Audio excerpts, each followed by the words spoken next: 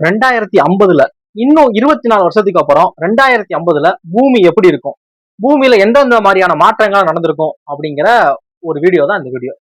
ஏன் அப்படின்னா சில சயின்டிஸ்ட் வந்து இப்படிலாம் இருக்க சான்ஸ் இருக்கு அப்படின்னு சொல்லி சில விஷயங்கள் இது பண்றாங்க. ஏன்னா நம்ம பார்க்கக்கூடிய வேலையில ஏஐ இன்வால்மெண்ட் அதிகமாயிரும் அப்படிங்கிறாங்க. ஆள் இல்லாம கார்கள் ஓடக்கூடிய நிலைமை வந்துரும் அப்படிங்கிறாங்க. அதே மாதிரி நம்ம மெடிக்கல்ல வந்து மருத்துவத்துறையில வந்து ஒரு புரட்சியை நம்ம எட்டிடுவோம் அப்படிங்கிற மாதிரி சொல்றாங்க.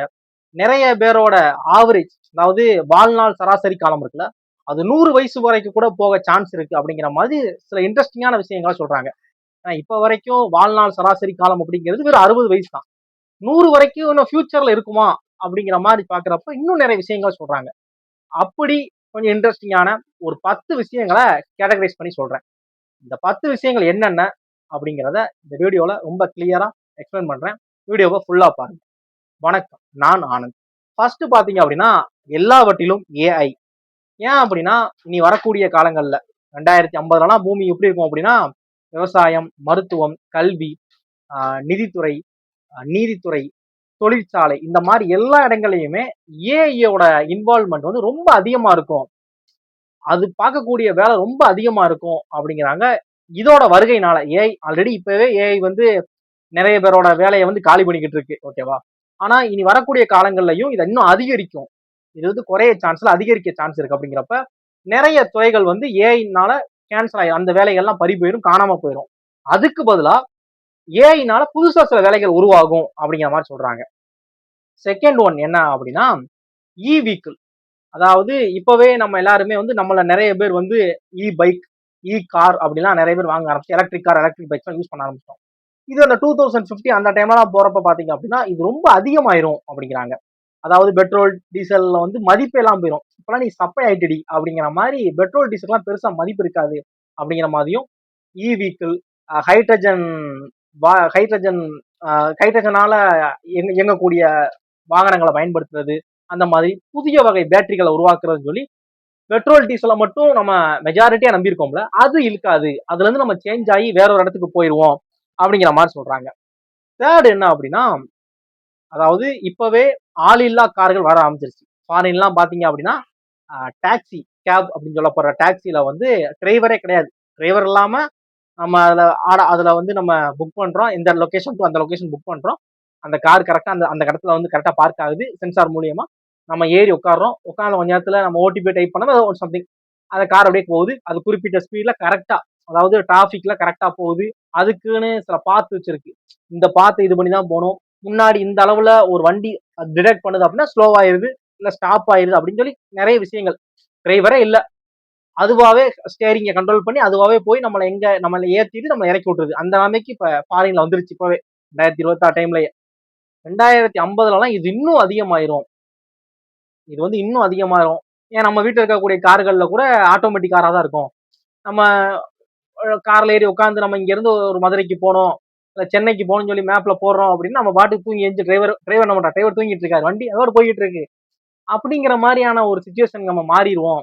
அந்த காலம் ரொம்ப தூரம் இருக்காது, அது கண்டிப்பா கிட்ட வந்துருச்சு அப்படிங்கிற மாதிரி சொல்றாங்க. அப்புறம் ஃபோர்த் ஒன் என்ன அப்படின்னா கிளைமேட்.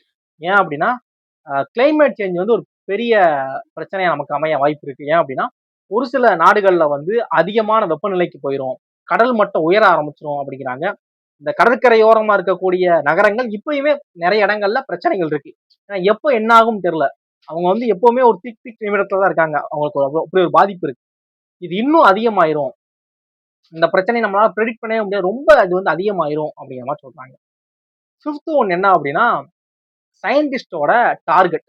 அது என்ன அப்படின்னா மூன்ல ஒரு ஒரு ரிசர்ச் சென்டரே அவங்க ஓபன் பண்ணிடுவாங்க, அதுக்கான வேலையை அவங்க ஆரம்பிச்சிருவாங்க, அதுக்கான வேலை போய்கிட்டு இருக்கும் அப்படிங்கிற மாதிரி சொல்றாங்க. செவ்வாய் கிரகத்துக்கு ஆள் அனுப்புறதுக்கு ஏற்ற வேலைப்பாடுகள் அவங்க ஆரம்பிச்சு அதுக்கான இதுல அவங்க போய்கிட்டு இருப்பாங்க அப்படிங்கிற மாதிரி. விஞ்ஞானம் அந்த அளவு வளர்ந்துரும், பூமியில மட்டும் இல்ல மனுஷனை செவ்வாய்க்கு அனுப்பி அங்கேயும் நம்ம இடமெல்லாம் வாங்கி அங்கேயும் நம்ம செட்டில் ஆயிடுவோம் அப்படிங்கிற மாதிரியான ஒரு இதுக்கு சொல்றாங்க. அப்ப அந்த அளவுக்கு போயிடும் அப்படிங்கிற மாதிரி சொல்றாங்க.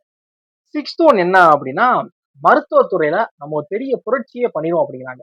இப்பவுமே பாத்தீங்க அப்படின்னா மருத்துவத்துல நம்ம சில பெரிய பெரிய சாதனைகள் பண்ணிக்கிட்டு இருக்கோம்.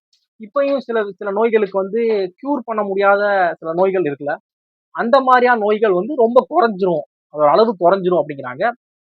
சில நோய்களை வந்து ஆரம்பத்திலேயே முன்கூட்டியே ஏஐ மாதிரியான டெக்னாலஜி யூஸ் பண்ணி அதை எப்படி டிடெக்ட் பண்ணோம். நிறைய பேருக்கு அந்த நோய் வந்து முத்துனதுக்கு அப்புறம் தெரியுது பாத்தீங்களா. ஸ்டார்டிங்லேயே தெரிஞ்சா ஈஸியா குணப்படுத்திடலாம். அதோட வீரியம் வந்து உடம்புக்குள்ள அதிகமாகி அதை கண்ட்ரோல் பண்ண முடியாதப்பதான் அவங்களுக்கு வந்து இறப்புன்னு ஒண்ணு வருது. அப்படிங்கிறப்ப அது ஸ்டார்டிங்லேயே கண்டுபிடிக்கிறதுக்கு ஏத்த மாதிரியான ஏஐ டூல்லாம் வந்துரும். அப்படிங்கிறப்ப மருத்துவத்துல பெரிய சாதனை பண்ணிடுவோம் அப்படிங்கிறாங்க. இன்னமும் சில ஜெனடிக்ஸ் நோய்க்குலாம் வந்து இது இல்ல, மெடிசின் இல்ல. அதுலயும் நம்ம மெடிசின்லாம் கண்டுபிடிச்சிருவோம். அதுல வந்து இந்த ஏஐ வந்து நமக்கு பெரிய ஹெல்ப் பண்ணும் அப்படிங்கிற மாதிரி சொல்றாங்க. 7th ஒன் என்ன அப்படின்னா, நம்மளோட ஃபுட் ஹேபிட்டே மாறிடும். உணவு பழக்கமே டோட்டலா சேஞ்ச் ஆயிரும் அப்படிங்கிறாங்க. அது என்ன அப்படின்னா, இப்ப நம்ம எல்லாருமே விவசாய பொருட்கள், அதாவது அரிசி இந்த மாதிரியான பொருட்களை சமைச்சு சாப்பிட்டுக்கிட்டு இருக்கோம்ல. இதுக்கு இனி வரக்கூடிய காலங்கள்ல தண்ணி பிரச்சனை வந்துரும் அப்படிங்கிறப்ப, அதாவது கம்மியான தண்ணியை யூஸ் பண்ணி ஏதாவது ஒரு விவசாயம் பண்ண முடியுமா, ஏதாவது ஒரு பொருளை உற்பத்தி பண்ண முடியுமா, அதை நோக்கி போக ஆரம்பிச்சிரும் அப்படிங்கிறாங்க. சில பொருட்கள் வந்து லேப்ல தயாரிச்சு அந்த பொருட்கள் நம்ம இன்டேக் பண்ற சாப்பிடுற நிலைமை வந்துரும். ஏன்னா தண்ணி பிரச்சனை பெரிய பிரச்சனை ஆயிரும் அப்படிங்கிற மாதிரி சொல்றாங்க. இது வந்து ஒரு கொஞ்சம் பெரிய பிரச்சனை தான். ஏன்னா உணவு பிரச்சனை அப்படிங்கிறது நம்ம இப்ப சாப்பிடக்கூடிய சாப்பாடு, இதே சாப்பாடு 2050ல நம்ம இருக்கிறோம் அப்படின்னா அந்த டைம்ல இருக்குமாங்கிறது பெரிய கேள்வியா இருக்கும் அப்படிங்கிற மாதிரி சொல்றாங்க. 8th ஒன் என்ன அப்படின்னா பாப்புலேஷன். இப்பவே பாப்புலேஷன் கூடிக்கிட்டு போய்கிட்டு இருக்கு. அந்த டைம்ல என்ன ஆகும் அப்படின்னா, நான் ஆல்ரெடி சொன்னோம்ல, வாழ்நாள் சராசரி ஆயுட்காலம் அதிகமாக வாய்ப்பு இருக்குன்னு. அந்த பேசிஸ்ல ஒரு சில நாடுகள்ல அதிகமான முதியோர்கள் இருக்க வாய்ப்பு இருக்கு. அதுக்கு ஈக்குவலா ஒரு சில நாடுகள் அதிகமான இளைஞர்கள் இருக்க வாய்ப்பு இருக்கு. இதுக்கான பாசிபிலிட்டி அதிகமா இருக்கு அப்படிங்கிற மாதிரி சொல்றாங்க. இதுக்கு வேலை கிடைக்குது, வேலை கிடைக்கல, அன்எம்ப்ளாய்மெண்ட் அதிகம், அது வேற வீடியோ, அது ஓகேவா.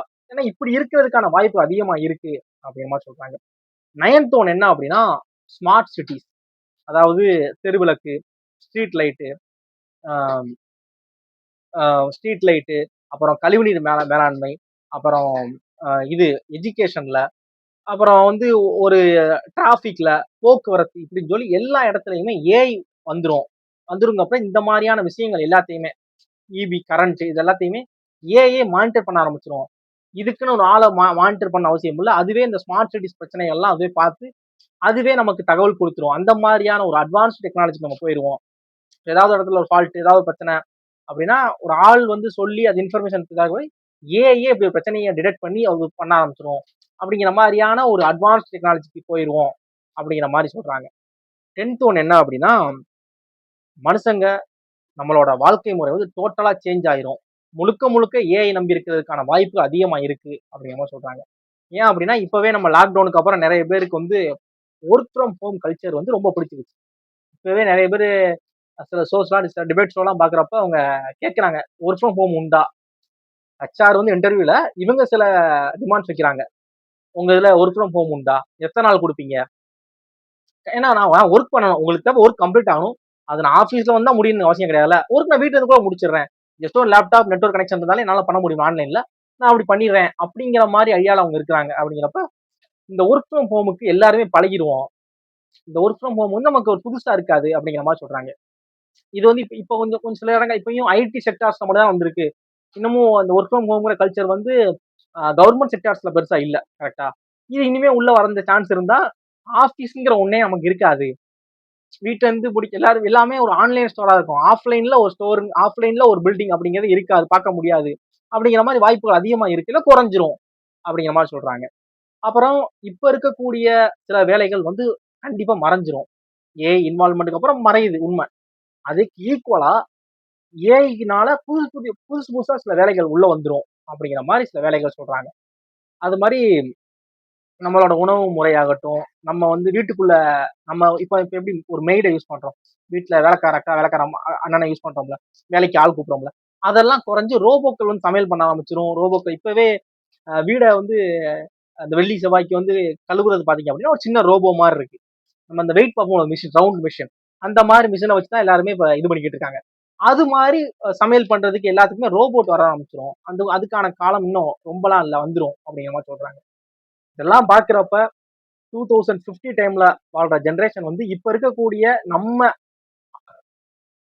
பாக்குற நிறைய விஷயங்கள் அந்த காலத்துல அவங்க பார்க்க மாட்டாங்க. அது மாதிரி நம்ம பார்க்காத நிறைய விஷயங்கள் அவங்க பார்க்க போறாங்க அப்படின்னு தெளிவா தெரியுது.